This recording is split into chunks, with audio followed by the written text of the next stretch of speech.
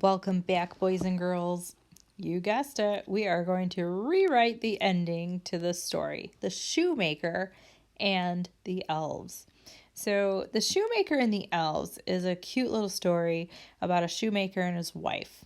All right, and you are going to read page 1, and you're going to read page 2, and I boxed the ending for you. That way you knew exactly where the ending was. And I want you to think of another way the story could end.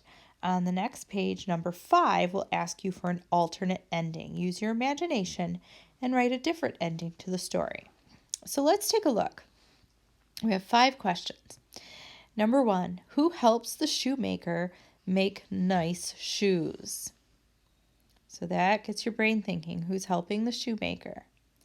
What does the shoemaker buy with the money he makes selling shoes?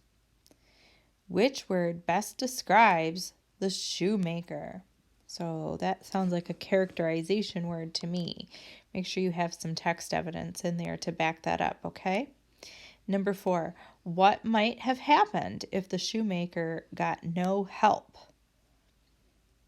So what do you think? If the shoemaker didn't get any help, what would have happened? And now I want you to keep that in mind. Write an alternate ending to the story. So how else could the story have ended? What do you think? So let's go back. The shoemaker and the elves. The shoemaker and his wife lived in a little house on the edge of the woods. They were very, very poor, and each day they grew poorer and poorer. At last there was nothing left in the house but leather for one pair of shoes. I will cut out this last pair of shoes, the shoemaker said to his wife, and tomorrow I will sew them and peg them. So he cut out the leather and left it on the bench. The next morning he went into the shop to make the shoes. What did he see? A pair of shoes all nicely made and ready to be sold. The stitches were so neat and the shoes were so well made that they were quickly sold. With the money, the poor shoemaker bought leather for 2 pairs of shoes. Then he said to his wife, I will cut out the leather for 2 pairs of shoes, and tomorrow I will sew them and peg them. So he cut out the leather for the shoes and left it on the bench. The next morning, when he went to his shop to make the shoes, what did he find? Yes, there were 2 pairs of shoes already made. The work was so well done that those shoes were also sold very quickly.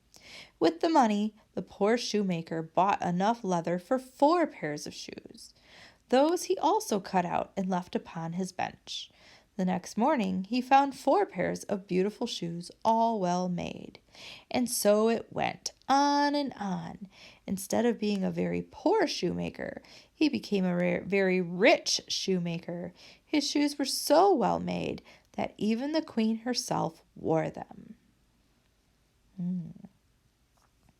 So who do you think helped make those shoes? That's a good question.